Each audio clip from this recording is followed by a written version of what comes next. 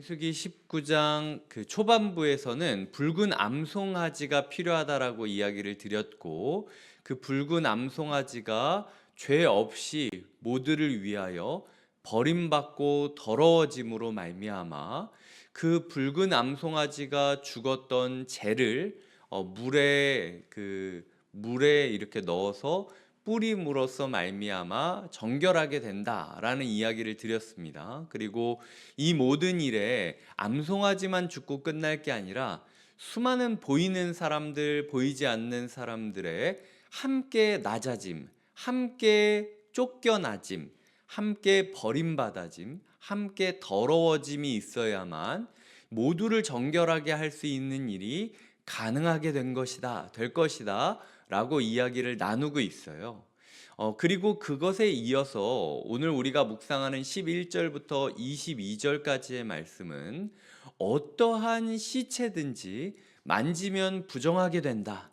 그런데 그 시체를 부정하게 된 사람은 진영 바깥에 쫓겨난 다음에 7일 정도의 시간을 보내게 되는데 3일과 7일 정결 예식을 치러야만 복귀할 수 있게 될 것이다 라는 이야기를 하는 거죠. 그리고 그 정결 예식은 붉은 암송아지를 태워서 만든 재를 잿물로 만들어서 뿌리는 것으로 이루어지게 될 것이다 라는 이야기를 하고 있습니다.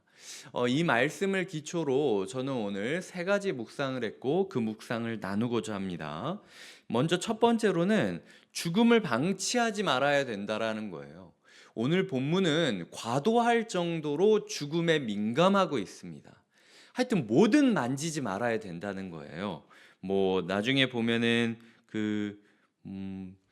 18절에 보면은 뼈 죽임을 당한 자, 시체, 무덤을 만진 자에게 뿌려야 된다라고 이야기를 하고, 장례 때도 그렇고 뭐 16절에 보면은 뭐 전쟁 때문에 칼에 죽은 자도 그렇고 무덤을 만져도 그렇고, 제가 느끼기에는 조금 심하다 할 정도로 죽음에 민감합니다. 거기다가 특별히 눈에 들어왔던 구절이요, 15절인데요. 아니 뚜껑을 열어놓고 덮지 아니한 그릇까지 신경 쓰라는 거예요. 사람이 죽었으면 그 죽음 자체에 우리가 슬퍼하기도 굉장히 마음과 에너지가 들어가지 않습니까? 그런데 어떤 그릇이 뚜껑 열려 있었는지까지 확인하라고 할 정도로 하나님이 왜 이렇게 죽음에 대해서 과도하게 부정적인 반응을 보이고 있는가라는 생각을 했어요. 사막 가운데 막 무거운 짐을, 이삿짐을 짊어지고 걸어가던 사람이었습니다. 어차피 그냥 그 집에 묻어도 나중에 구름 기둥 옮겨지면은 그 텐트 옮겨서 이사 가야 돼요. 굳이 뭐 진영 바깥으로 시체를 옮겨가지고 뭐 매장하고 이럴 필요까지 있나라는 생각들이 든다라는 거죠. 그런데 그 정도로 하나님이 죄에 대해서, 부정함에 대해서 민감하셨다는 거예요. 우리는 이 민감하신 하나님의 마음을 외면할 때가 많습니다. 하나님 뭐 다들 그렇지 않습니까? 하나님도 좀 봐주세요. 저 사막 가운데 사는 것처럼 하루하루 힘들게 살고 있습니다. 이 죄의 문제, 이 연약함의 문제, 이 해결되지 않은 문제, 그냥 오늘은 우리 텐트에다 그냥 묻어둘게. 언젠가 주님이 옮기라고 하면 그때 뭐 자연스럽게 해결되지 않겠습니까? 라고 이야기하고 싶은 게 제 마음이었어요. 그런데 하나님께서 말씀하시는 거죠. 너 그거 그대로 두면 안 된다. 나 죽음에 대해서 엄청 민감해. 너의 삶에 죽음의 기운이 1도 없었으면 좋겠어. 그릇 뚜껑이 열려 있는지까지 확인할 정도로 너의 먹고 마시고 숨 쉬는 모든 삶의 영역에 생명이 가득하기를 원하지, 죽음이 너를 닿지 않기를 원한다. 이게 내 의지다. 라고 하나님께서 말씀하시는 그 하나님의 마음을 우리가 배워야 한다라는 거죠. 하나님, 제가 그냥 묻어도 되는 줄 알았어요. 그냥 박아놔도 되는 줄 알았어요. 라고 이야기하는 삶에서 벗어나서, 주님이 진짜 과도할 정도로 뚜껑 덮어놓은 그릇까지 신경 쓸 정도로 우리가 생명의 사람이 되기를 원하시는구나 라는 생각을 가지면서 우리 안에 있는 죄와 연약함과 부정적인 마음과 더러워진 우리의 몸과 마음을 하나님 앞에 내어드리고 회복해지기를 꿈꾸는 하루가 되어야겠다. 이것이 제가 첫 번째 묵상했던 내용이고요. 두 번째로는 부정함의 악순환을 멈추고 생명의 리듬감을 되찾으라 라는 묵상이었습니다. 그냥 저라면은요, 한번 진영 바깥에서 붉은 암송아지 그거 제일 어렵게 만든 거지 않습니까? 그냥 한번 뿌려주고 끝낼 것 같아요. 그냥 자 됐어 이제 들어가 이렇게 할 것 같은데 7일이나 기다리라고 하면서 그 중에 의도적으로 3일과 7일 날 이걸 뿌리라고 하는 거예요. 뭐 3일이나 7일 이게 그냥 삶의 리듬이죠. 일주일이 7일이니까 하나님이 주신 거룩한 7일이라는 것, 3이라는 거는 그냥 하나님의 완전수를 뜻할 때 3이라고 이스라엘 사람들이 생각을 많이 했는데, 하나님을 떠오를 만한 그 타이밍에 맞춰서 이 잿물을 뿌려줘야 된다라고 하는 거죠. 하나님께서 오늘 우리에게 이야기하는 겁니다. 언제까지 너의 삶에 더러운 해결되지 않은 문제를 박아두거나 아니면은 부정한 자가 부정한 자를 만지면은 계속 악순환만 이어지는 거거든요. 이 사람도 부정해지고 저 사람도 부정해지고 모두 다 부정해지고, 하나님께서 오늘 우리에게 너의 3일째와 7일째의 리듬감을 회복하라 라고 이야기를 하시는 거죠. 왜 교회 가운데 주일 예배만 드리는 게 아니라 수요 예배가 있고 금요기도회가 있고 새벽 예배가 있겠습니까? 교회가 기회를 드리는 거예요. 각자의 리듬감에 맞춰서 하나님의 곡조를 떠올리고 하나님의 리듬에 동참할 수 있는 그런 기회를 준다라는 거죠. 제가 모든 거에 와야 된다 이런 얘기를 하는 건 아닙니다. 하지만 중요한 건 이스라엘 사람에게도 3일이랑 7일이라는 루틴이 있었듯이 우리의 삶에 있어서 그저 예배 한 번 드리고 끝나겠다라고 할 게 아니라 내 삶에 거룩한 어떤 리듬이 회복돼야 된다는 거예요. 신앙생활을 저는 춤으로 이야기할 때가 많은데, 하나님이랑 춤출 때 예를 들어 스텝이 꼬였다고 생각을 해볼까요? 박자가 꼬였으면요 바로 못 뛰어듭니다. 최소 한 번 정도는 곡조가 흘러가는 거를 보고 쿵짝짝 쿵짝짝 하면은 그때 집어넣는 거예요. 우리의 삶의 리듬감이 항상 하나님의 리듬을 듣고 리듬의 스텝을 맞추겠다라고 결단을 하면은 어느 순간 하나님이랑 춤추고 있는 우리를 볼 수 있어요.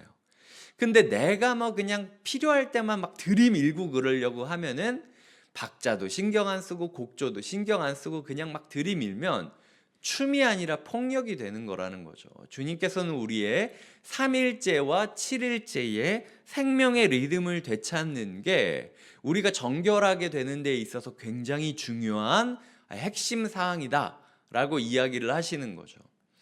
작심 3일이라는 그 이야기가 있지 않습니까? 최소한 3일만이라도 해보셔도 좋을 것 같아요. 내 삶에 있어서 3일 도전했다가 안 되면 다시 3일 도전해보고. 근데 사람이라는 게 한 번 딱 했다가 이제 뭔가 한 것 같으니까 다음날 방심하니까 리듬이 끊기고, 다시 한 번 딱 했다가 또 뭔가 다음날 되니까 리듬이 끊기고. 신앙생활은 점을 찍는 게 아니라 수많은 점들이 모여서 선이 되고 선이 면이 되고 면의 색칠이 될 때 그게 신앙생활의 그림이 그려지는 거예요. 언제까지 우리가 흰 도화지 꺼내서 점만 하나씩 찍다가 끝나겠습니까? 모든 그림이 그려지려면 하나님이 나라는 사람을 위하여 계획한 그림을 보고 싶으시다면 어느 기간 정도는 리듬을 맞추면서 그 점을 연결해서 선으로 만들고, 선을 연결해서 면으로 만들고, 면에 색칠을 칠하면서 우리의 삶을 더 풍성하게 그려가는 게 필요하다라는 거죠. 그래서 우리의 삶의 생명의 리듬감을 회복해야 된다. 이것이 제가 드리고 싶은 두 번째 묵상이고요. 세 번째로는 정결한 자를 찾아가야 된다라는 부분입니다. 그리고 정결한 자를 찾아가서 그냥 뚝딱 되는 것이 아니라 굉장히 복잡한 과정을 함께 해야 한다라는 거죠. 정결한 자가 누굴까라고 생각을 했을 때 일단 불살은 죄, 17절에 보면 죄를 깨끗하게 하려고 불살은 죄, 이 죄가 붉은 암송아지로 만든 죄이지 않습니까? 1차적으로 우리가 찾아야 될 대상은 예수 그리스도라는 거예요. 우리를 위하여 죽으신 예수 그리스도가 필요하다라는 거죠. 두 번째로는 17절에 보면 흐르는 물이 필요하다라는 겁니다. 그냥 어디서 적당히 그냥 그릇에 담겨 있던 물 쓰는 게 아니라 물이 흘러가는 곳을 찾아서 그 흐르는 물에 그 물을 떠가지고 진행을 해야 된다라는 거고요.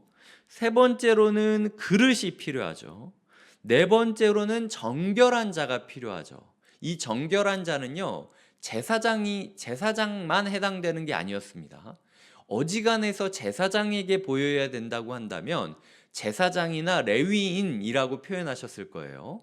그런데 정결한 자라고 표현한 것은 제사장이나 레위인이 아니더라도 이것이 있다면은 그래도 가능할 수 있다라고 이야기를 하고 있다라는 거죠. 물론 제사장과 레위인의 도움을 받아야만 붉은 암송아지의 재를 얻을 수 있었겠지만 어쨌든 정결한 자라는 표현이라는 뜻에서 조금 더 광범위하게 다루고 있다라는 것을 알 수 있고요. 그리고 그 다음에는 우슬초가 필요한 거죠. 우슬초는요, 그 물을 잘 흡수하는 풀이었습니다. 그래서 물을 잘 흡수할 수 있는 풀이 필요하다라는 거죠.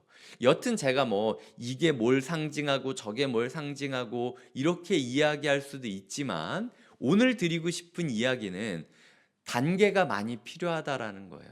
그러니까 뚝딱 되는 것이 아니라 함께하는 많은 사람들의 도움이 있지 않으면은 우리가 정결해질 수 없다라는 이야기를 드리고 싶다라는 거죠. 하나님께서는 우리가 함께 있지 않으면은 결코 깨끗해질 수 없다. 그리고 부정한 사람이 부정한 것의 문제를 자기들끼리 해결할 수 있는 게 아니라 정결한 사람이 없으면은 이 문제는 결코 해결되지 못한다 라고 이야기를 하고 계시다라는 겁니다. 오늘 내가 누구와 함께 하고 있는지를 돌아보셔야 돼요.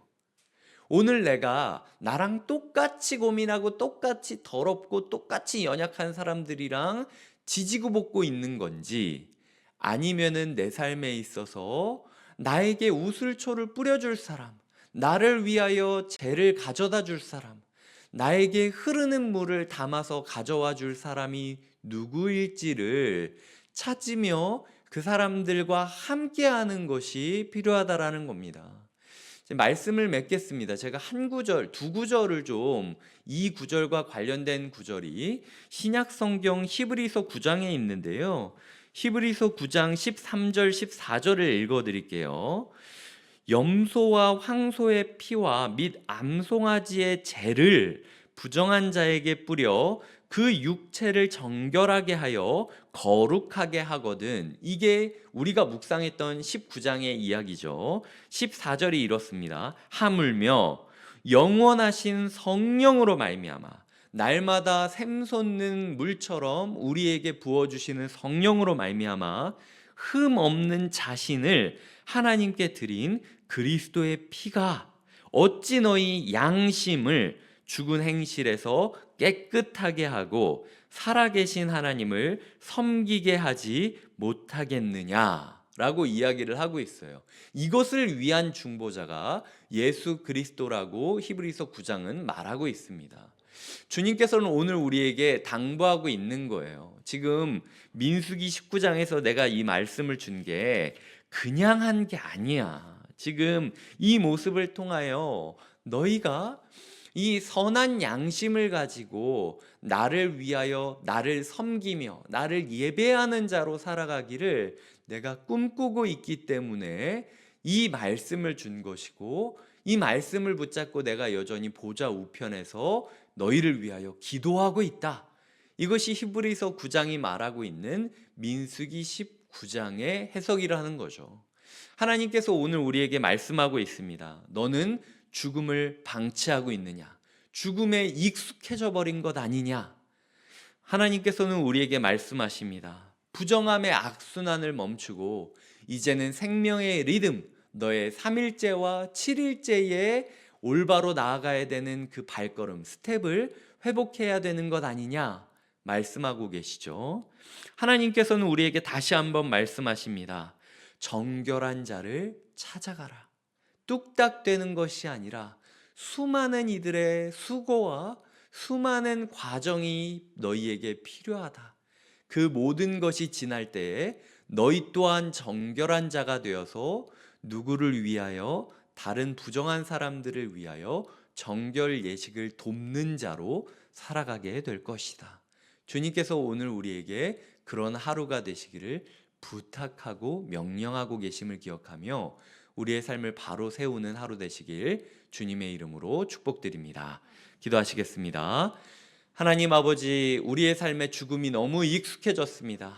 너무 힘들고 사막 가운데 이삿짐 짊어지는 것도 너무 고된데 하나님, 그냥 좀 이거 이렇게 두면 안 됩니까? 어차피 나중에 해결될 거잖아요. 라는 식으로 우리가 덮어두고 있었던 문제가 있는지 돌아보면서 그릇 뚜껑 열린 것까지 확인하시는 하나님의 민감함을 우리가 받아들이게 하여 주시옵소서. 하나님, 우리가 우리의 셋째 날과 일곱째 날에 뭘 하고 있는지, 우리가 우리의 삶에 신앙의 리듬감이 있는지를 돌아보게 하여 주시옵소서. 그저 띄엄띄엄 점만 찍으며 끝내는 것이 아니라 점을 선으로, 선을 면으로, 면에 색칠하면서 우리를 향한 하나님의 그림을 더 선명하고 풍성하게 바라볼 수 있는 하루가 되게 하여 주시옵소서. 하나님 또한 우리의 삶에 누구와 함께하고 있는지 돌아보게 하여 주시옵소서. 내 삶의 문제를 나와 비슷한 사람들끼리 해결할 수 없었습니다. 정결한 자가 없으면 절대로 해결되지 못합니다. 우리의 삶에 누구를 찾아가야 될지, 어디에 있어야 되는지, 어떤 과정을 거쳐야 되는지 우리가 바라보면서 날마다 우리를 위하여 중보하시고 우리에게 자신의 피를 뿌리시는 예수 그리스도의 정결하신, 그리고 그것을 전하시는 흐르는 물과 같은 성령님의 인치심을 우리가 날마다 경험하며 우슬초처럼 뿌려지는 말씀에 우리의 삶을 의탁하게 하여 주시옵소서. 주님께서 우리를 위하여 중보하고 계시니 우리가 반드시 회복될 걸 믿습니다. 주님의 장막으로 우리를 다시 한번 불러 주시옵소서. 감사하고 예수님의 이름으로 기도드립니다. 아멘.